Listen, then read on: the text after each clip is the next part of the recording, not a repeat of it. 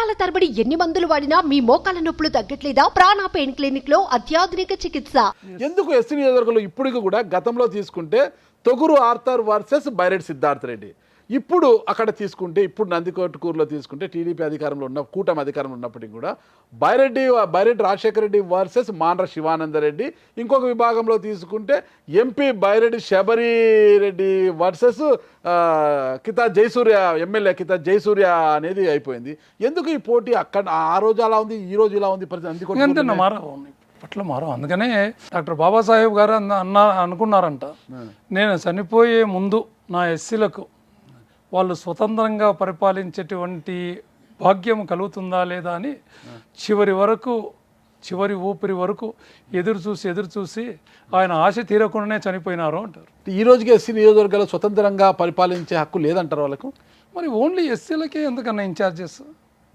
మేము కూడా ఒక ఎస్పీ నుంచి వచ్చినాను, నేనే మామూలుగా రాలా, నేను ఏదైనా చేసుకోగలను. మరి మాకు ఇన్ఛార్జీలు ఎందుకన్నా మిగతా వాళ్ళకి అక్కర్లేదా? ఇక్కడే కదన్నా, ఎక్కడన్నా కానీ ఏ రాష్ట్రంలో ఉన్నాయి నాయకులకు నాయకత్వ లక్షణాలు ఉండవనా, లాంటి వాళ్ళకి చావ లేదనా? ఎందుకు మరి అది వాళ్ళు చెప్పాలి కదా, నేను చెప్పకూడదు కదా. అది మాకు జరిగిన విషయం మాత్రం మీకు చెప్తున్నాను, మీరు అడిగిన దానికి అది వాళ్ళు చెప్పాలి. నేను బాధపడినట్లే గుంటూరులో నా బ్యాచ్మేట్ ఉన్నాడు, డిఐజీ రిటైర్ యేసరత్నం అని, ఇప్పుడు ఎమ్మెల్సీ వాడు. వాణి ఎంత సత్తా ఇచ్చారన్న, గెలిసే సీటు మాతో పాటు అసెంబ్లీలో కూర్చోవలసిన సీటు అంతా 6,000లో ఓడిపోయినాడు.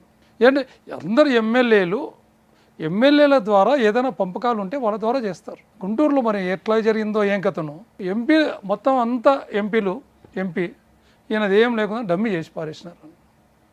తర్వాత వాడు ఉండంగానే, ఇన్ఛార్జ్ ఉండంగానే మళ్ళీ తెలుగుదేశం నుంచి వచ్చినటువంటి గిరిగారిని తీసుకొచ్చి ఆయనకు మొత్తం ఇచ్చేసేసి ఏం లేకుండా చేస్తున్నారు. ఇదేంటన్నా, ఇది ఎక్కడ పోతుంది? ఇవన్నీ జగన్మోహన్ రెడ్డి గారికి తెలుసా తెలియదా అనేది తెలియకుండా వేరే వాళ్ళు చెప్తారన్న ధైర్యం ఎవరికి లేదన్న. నన్ను ఎప్పుడు చూసినా కూడా చాలా మంచిగానే ఆడతారన్నా, బాగున్నావు ఆడతారన్నా అని ప్రేమగా మాట్లాడేవాడు. అది మాత్రం ఒప్పుకుంటే ఎప్పుడన్నా కానీ ఆడతారు అన్నానంది ఆడతారన్నా అని మాట్లాడతారు.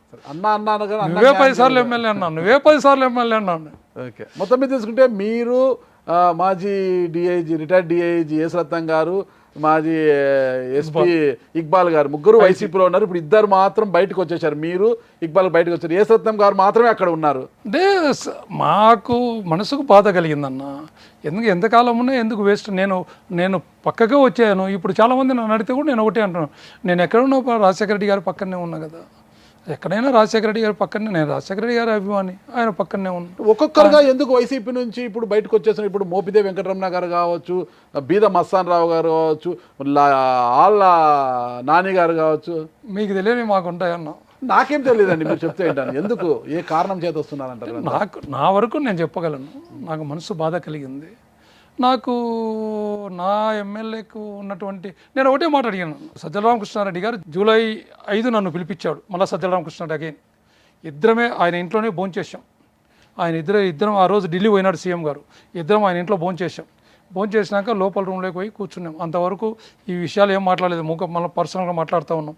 పిల్లలు ఏం చేస్తున్నారు, అదే ఇది అని మాట్లాడినాడు ఆయన. తర్వాత పోయి కూర్చున్నాక నేను ముందే మాట్లాడను, ఎందుకంటే ఆయనకు ఛాన్స్ ఇవ్వకూడదన్న ఉద్దేశంతో. కాదన్న, ఆయన రామసుబ్బారెడ్డి గారు ఒక మినిస్టర్ చేసినాడు, ఎట్లా అడుగుతాడన్న ఆయన? నేను ఒక ఎస్పీనే, నన్ను పట్టుకొని నీ దగ్గర ఉండే గృహ సారథులు, కన్వీనర్లు, మండల అధ్యక్షులు, కోఆపరేటివ్ సొసైటీ అధ్యక్షులు, నీ పవర్స్, నీ అడ్మినిస్ట్రేషన్ అంతా ఆయనకు ఇన్ఛార్జ్ సిద్ధార్థ రెడ్డికి నేనేం చేయాలా అంటే, గవర్నమెంట్ పనులు చేయాలంటే నీ జీతగానే పెట్టుకో అన్న. ఆయన కూడా ఒక మినిస్టర్ చేసినాడు, ఆయన ఎట్లా నాతో మాట్లాడతాడన్నా అని చెప్పినాను. ఆయన ఎట్లా నాతో మాట్లాడతాడన్నా అని చెప్పేసి అన్న. అంటే కాదబ్బా, ఏం చేయాలా, పైనుంచి ఇది వస్తుంది, మేమేం చేయాలా? ఎవరైంది? సజ్జల రామకృష్ణారెడ్డి పైనుంచి వచ్చినప్పుడు మేమేం చేస్తాం చెప్పు, అతనికి ఏదో ప్రోటోకాల్ కావాలా అని చెప్పేసి అంటున్నారు. పెట్టుకోండి అన్న, నేను వద్దనట్లేదు కదా.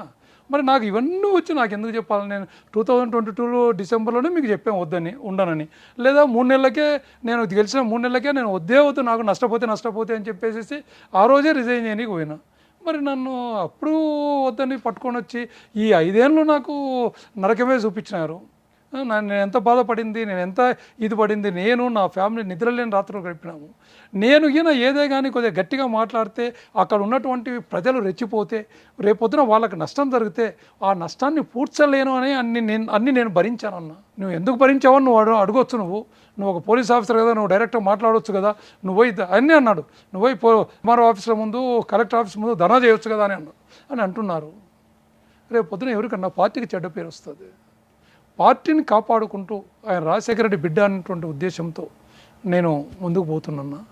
అన్నీ ఒకసారి లాస్ట్ టైం ఏదో చిన్న గలప జరిగితే ఒక వెంకటరెడ్డి అని అతన్ని కొట్టిరి, అతన్ని చనిపోయినాడని వదిలేసిపోయి. ఆ రోజు రాత్రంతా నేను హాస్పిటల్లో ఉన్నా, అతనికి ఎక్స్రేలు చేయించుకుంటా, తర్వాత అతని టెస్టులు చేయించుకుంటా, ఇన్ని దేంట్లో ఉన్నా నేను. అప్పుడు ఏమన్నా అంటే ఎవరన్నా చెప్పండి, ఆ ఫ్యామిలీకి మేము మనసుని తెచ్చేయం కదా. అటువంటిది రాకూడదు నా పీరియడ్లో ఇటువంటిది ఉండకూడదు అనే ఉద్దేశంతో ఎవరు ఏమన్నా కూడా నేను గమనించకపోయినా కానీ దేవుడు అనేవాడు ఒకడు ఉంటాడన్న. స్వతంత్రుడుగా ఉండాలని పార్టీ నుంచి బయటకు వచ్చారా? దేవుడు అనేవాడు ఒకడు ఉంటాడు. ఆ దేవుని స్క్రిప్ట్ నా ఓట్లతోనే వైఎస్ఆర్సీపీ అక్కడ ఓడిపోయింది. 8,000 ఓట్లు మీకు వచ్చాయి. వాళ్ళు ఎవరైతే పోలీస్ ఆఫీసర్లను తీసుకొచ్చుకున్నారో అదే పోలీస్ ఆఫీసర్లను ఆయనను అడ్డుపరిచి ఆయనను పోలీస్ స్టేషన్కి తరలిచ్చి ఆయనను అక్కడ నుంచి రిటర్న్ చేయడం జరిగింది. ఇంకంతకనే దేవుని స్క్రిప్ట్ ఏముందన్న. మొత్తం మీద తీసుకుంటే ఇప్పుడు కాంగ్రెస్ పార్టీలో కంటిన్యూ అవుతారా? భవిష్యత్తు ఉందా? నేను ఉన్నా అని చెప్పినాను. మన షర్మిలమ్మ గారు ఈ మధ్య నాతో మాట్లాడారు. మాతో ఫోన్ చేసేసి స్టేట్ యూత్ ఎస్సీ ప్రెసిడెంట్ ఇస్తాం నీకు, నేను ఉండనమ్మా, మీరు పదవి ఇచ్చినా నాకు వద్దు. నేను ఆ రోజు కూడా మీకు తెగేసి చెప్పినాను, మీ ద్వారా చెప్తున్నాను, మళ్ళా మీ టీవీ ద్వారా కూడా చెప్తున్నాను అందరికి. ఆ రోజు కూడా నేను ఉండను. కంటిన్యూ అవుతారా? కారా? ఉండను. ఎక్కడ కాంగ్రెస్ పార్టీలో ఉండదు, కండువా ఉండదు. భవిష్యత్తు దేవుడు ఎట్లా నిర్ణయించింటే అట్లా జరుగుతుంది. దేవుడి మీద చెప్తున్నారు కాబట్టి ఇటీవల తలనీలాలు కూడా ఇచ్చి వచ్చినట్టున్నారు. దేవుడికి ఏ దేవుడికి ఇచ్చారు? నేను కొలిసా నా వేలాంగన మాతకి ఇచ్చాను. మీకు రోడ్డు ప్రమాదం నుంచి కూడా బయటపడ్డారని తెలిసింది. ఒకటే పెద్ద యాక్సిడెంట్. ఆ యాక్సిడెంట్లో దగ్గర 140లో పోతా ఉన్నా, నేను ఒక్కడనే పోతా ఉన్నా. కొత్తకోట టోల్ గేట్ దాటినా, పాలెం దాటినా. ఏ వెహికల్? నాది పజరు, బాబుది. దాంట్లో సడన్గా ఏదో అనిపించింది అన్న. అని బ్రేక్ వేసే వరకు ఇంకా లెఫ్ట్కి తిప్పి బ్రేక్ వేసే వరకు అటు నుంచి ఇటు నుంచి అటు నుంచి ఇటు దగ్గర ఒక 2 నిమిషాలు హైవే మీద ఎక్కడ ఒక్క వెహికల్ రాలేదు. పాలెం దాటిన తర్వాత, కొత్తకోట దాటిన తర్వాత, పాలెం దాటిన తర్వాత జరిగింది. ఒక ఏదన్నా బండిగిన వచ్చింటే నేను అవుట్, చిన్న కార్లు వస్తే వాళ్ళు అవుట్. ఆ నుంచి కిందికి దుంగిదన్న ఒక 7 feet ఉంటుంది. కిందికి దూకి దానిలో ఇట్లా బండి పోతా పైన చెట్లకు కింద కొట్లకు. ఇంకా అప్పుడు నేను దాని మీద భయాన్ని చూసినాను, ఇక్కడనేమో చావుని చూసినాను. అయిపోయింది నా చావు అనుకొని పట్టుకొని ఇట్లా ఉన్నన్నా, ఇంకా ఆ చావు చూడకూడదు అని.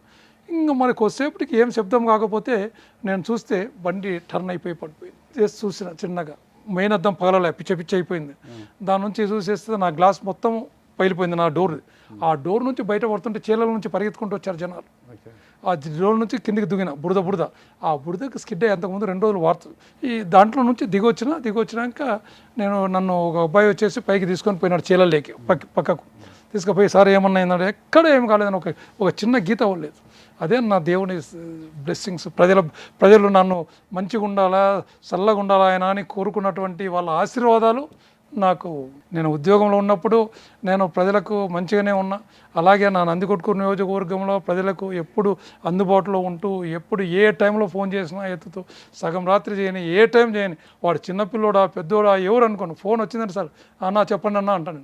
అన్నా అన్నది ఆశీర్వాదము, ప్రజల యొక్క ఆశీర్వాదమే, దీవెనలు మిమ్మల్ని మళ్ళా పునర్జన్మ అనుకోవచ్చు. ఫైనల్ గా ఒకటి ఇంత జరిగింది కదా, మళ్ళీ 2029 ఎన్నికల నాటికి జగన్మోహన్ రెడ్డి గారు మిమ్మల్ని పిలిచి జరిగిపోయింది ఆడతారన్నా, ఇక పార్టీలోకి రా, నువ్వు నీకే టికెట్ ఇస్తామంటే మళ్ళీ వెళ్తారా? అట్లా మాట్లాడతారని నేను అనుకున్నా. అడిగితే మనమేం పెద్ద కాదు, మనమేం ఇదే అన్న. అడిగితే ఆయన నాతోనే అన్నారు కదా, రెడ్డిలు ఎందుకు గెలుస్తారా మీరు అన్నారు. సో అందుకని చెప్పేసి మనకు ఛాన్స్ రాదు. మొత్తం మీద వైసీపీ ఘోర వైఫల్యానికి 175, వై నాట్ 175 అన్నారు. ఈరోజు కేవలం 11 స్థానాలకే, మధ్యాహ్నం నుండి 5 పోయింది అంతే. ఒకటే కదండి పోయింది, మధ్యాహ్నం నుండి 5 పోయింది, 11 వచ్చినాయి. 11 మధ్యలో 5 మిస్ అయింది, 11. ఈ ఘోర వైఫల్యానికి ప్రధాన కారణం ఏమంటారు? అని మనము ప్రజలకు, కార్యకర్తలను, నాయకులను విస్మరించడం ఒకటి. వాళ్ళకు బిల్లులు అవి ఇవి రాకపోవడం ఒకటి, కష్టపడి పని చేసుకున్నారని. తర్వాత ఈ ల్యాండ్ టైటింగ్ను దాన్ని వాళ్ళు బాగా ఉపయోగించుకోవడం, ప్రతిపక్షము ఉపయోగించుకోవడం, ఇలాంటివన్నీ కొన్ని జరిగినాయన్న. కూటమి పరిపాలన ఎలా ఉందంటారు? వచ్చి వాళ్ళు 2 నెలలే ఏదైనా అయింది, 2 నెలలకి అయింది.